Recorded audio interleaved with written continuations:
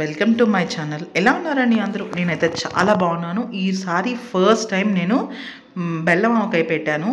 అంటే ఎండావకాయ తీపావకాయ అంటారు కదా, సో ఇలా చాలా పేర్లతో పిలుస్తారు. దీన్ని ప్రాసెస్ ఏంటి నేను కూడా నేర్చుకొని తెలుసుకొని పెట్టాను అనమాట. సో ఎలా వచ్చింది, రిజల్ట్ ఏంటి అనేది మొత్తం మీకు చెప్తాను. సో ఇది ఫైనల్గా ఊరిన రోజు అనమాట.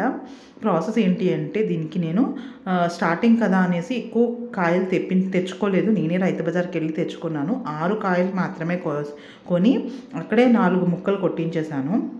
ఇంటికి వచ్చాక శుభ్రంగా జీడి తీసేసి క్లీన్ చేసేసుకున్నాను. ఉప్పుని మిక్సీలో పట్టేసుకున్నాను. పసుపు, ఆవపొడి, పంచదార. మా అత్తగారు వాళ్ళు పంచదార మాత్రమే వేస్తారు. అసలైతే బెల్లం 3/4, 1/4 పంచదార వేస్తారు. కొంతమంది హాఫ్ వేసుకుంటారు. కారం, ఇవి కావాల్సిన ఐటమ్స్. సో వీటి కలిపే విధానం, ఇంగువ, మెంతులు ఇవైతే కామన్. వెల్లుల్లిపాయలు కూడా వేస్తారు. అసలైతే ఈ బెల్లం ఆవకాయలో వెల్లుల్లిపాయలు అనేవి తక్కువ వేస్తారు, కానీ మా అత్తగారి ఇంట్లో ఎక్కువ వేస్తారనమాట. సో ముందు నేను కొలుచుకోవడం అన్నీ కూడా చెప్తున్నాను. ఇక్కడ నేను 2 ప్రాసెస్లో చెప్తున్నాను. మా అత్తగారు వాళ్ళు చేసేది చెప్తున్నాను, మా అమ్మమ్మ చేసిన ప్రాసెస్ కూడా చెప్తున్నాను. అమ్మమ్మ చేసిన ప్రాసెస్లో బెల్లం సగం, పంచదార, బెల్లం ఎక్కువ వేసేది 3 పాళ్ళు, పంచదార 1 పాళ్ళే వేసేది.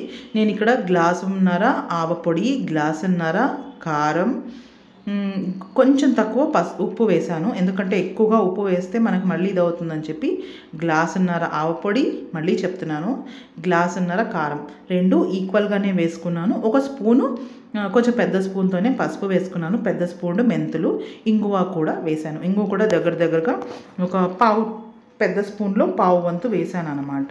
ఇప్పుడు మీకు చూపిస్తాను ఇంకో కూడా ఎంత వేసాను అనేటటువంటిది. మా అందాజుగా కాదు, నేను కొలత ప్రకారం అయితే పావు స్పూన్ వేసాను. ఉప్పు మాత్రం కొంచెం తగ్గించాను, గ్లాసు మీద కొంచెం. అది ఇంగువ ఒక పావు స్పూన్ వరకు వేసాను. ఉప్పు మాత్రం ఒక గ్లాసు పావు అలా వేసాను అంతేను. గ్లాసున్నర కారానికి, గ్లాసున్నర ఆవపిండికి గ్లాసు పావు ఉప్పు వేసాను. సో దాని తర్వాత పంచదార మాత్రం 2 గ్లాసులు వేసాను. బెల్లం అయితే కూడా 2 గ్లాసులే వేయాలి. తురిమేసి 2 గ్లాసులు వేయాల్సి ఉంటుంది. ఇక్కడ పంచదార వేసాను కనుక మనం పొడి కూడా చేసుకొని వేసుకోవచ్చు. నాది సన్నరాళ్ళ పంచదార అనమాట. పంచదార సన్నగా ఉంది, అందుకని నేను డైరెక్ట్గా వేసేసాను. ఇది మనకి ఊరుతున్నప్పుడు తెలుస్తుంది ఇంకా ఎక్కువ పడుతుందా తక్కువ పడుతుందా, ఏమిటి కావాల్సి వచ్చింది అనేటటువంటిది ఈ ప్రాసెస్ అంతాను. సో దీన్ని ముందు అంతా చక్కగా మిక్స్ చేసుకోవాలి. ఈ మిక్సింగ్ అనేటటువంటిది చాలా అంటే చాలా ఇంపార్టెంట్.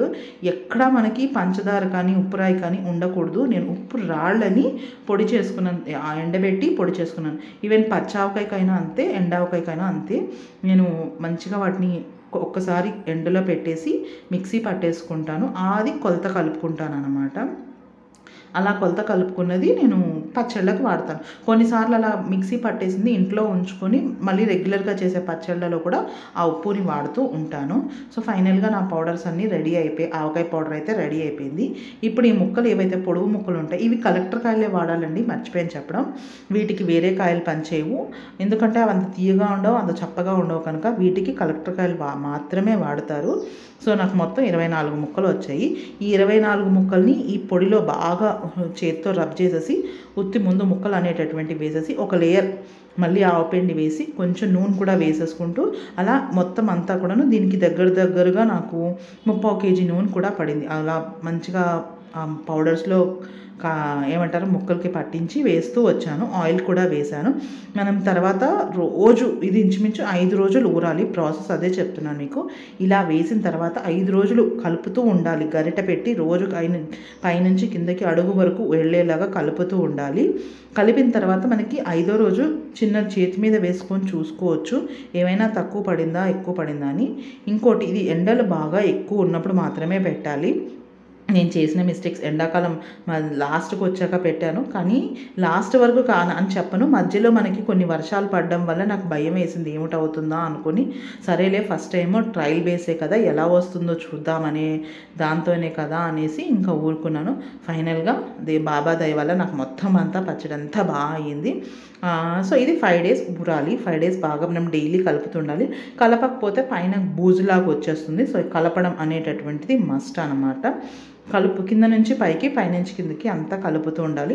3వ రోజో లేకపోతే 5వ రోజో మీరు వెల్లుల్లిపాయలు కూడా వేసుకోవచ్చు. ఆ రోజే వేసుకోవాలని కూడా ఏమీ లేదు. నేను మిగిలిన పొడిని మొత్తం ఆ కారం అంతా కూడాను పైన వేసేసుకొని ఆయిల్ అనేది వేసుకున్నాను. దీనికి 3/4 kg వరకు ఆయిల్ పట్టింది. ఆవకాయకైతే మునిగే వరకు వేయాలి.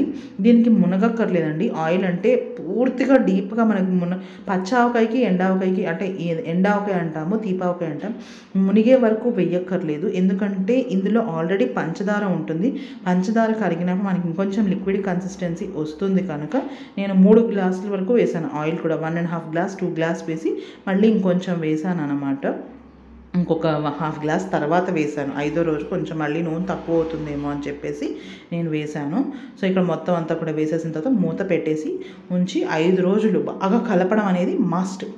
సో ఇది మర్చిపోకూడదు, బూజు పడుతుంది లేకపోతేను. ఇదే మెయిన్ టిప్ అన్నమాట. 5 రోజులు కలపడం అనేటటువంటిదే మెయిన్. మనం ఎండ రాకపోతే దీంట్లో బయటికి కూడా ఎండబెట్టకూడదు, అంతవరకు కలుపుతూనే ఉండాలి ఎండ వచ్చే వరకు. సో నేను 5th డే వచ్చేసాక ఇవ్వండి ఇలా మొత్తం కలిపేసింది, పైనుంచి కింద కలిపేస్తున్న తర్వాత దాన్ని ముక్కని పిండిని రెండింటిని వేరు చేయాలి. ఇది పెద్ద టాస్క్. అది ఎలాగా అనుకుంటున్నారా? సో ఇప్పుడు నాకు ఊట అయితే ఈ కన్సిస్టెన్సీలో వచ్చింది. ఇది బాగానే ఉంటుందండి. ఈ కన్సిస్టెన్సీ సరిపోతుంది. అసలు అయితేను బాగానే వచ్చింది అని చెప్పను, నాకు నేనే సర్టిఫికేట్ ఇచ్చుకోవడం కాదు, కన్సిస్టెన్సీ బాగానే ఉంది ఫైనల్కి వచ్చే వరకు కూడాను. సో ఇప్పుడు ఇవ్వండి నేను ఊట ఊరుస్తున్నాను. నా ఫేషియల్ ఎక్స్ప్రెషన్స్ అన్నీ చూస్తే మీకు అర్థమైపోతుంది. ఏం లేదా కారము నూనె పిల్లలు సో నాకు కొంచెం ఇబ్బంది పెట్టేస్తారు. సో అందుకోసమని ఇవ్వండి మొత్తం అంతా బుడిచేసాను. ముక్కకి కొంచెం కూడా పిండి లేకుండా మొత్తం పళ్ళెంలో కూర్చేసుకొని పళ్ళెంలో ఎండబెట్టుకుంటే మీకు ఎండ అంతా ఊటకి కరెక్ట్గా తగులుతుంది. అదే మీరు వేరేగా అంటే బేసన్లో కాకుండా బకెట్లతోని వాటితోని పెట్టారనుకోండి ఊరదు. నేను ముక్కల్ని 4 రోజులు అలా పొడవుగా 2 రోజులు తిరగేసి 2 రోజులు బోర్లా పెట్టి ఎండబెట్టాను.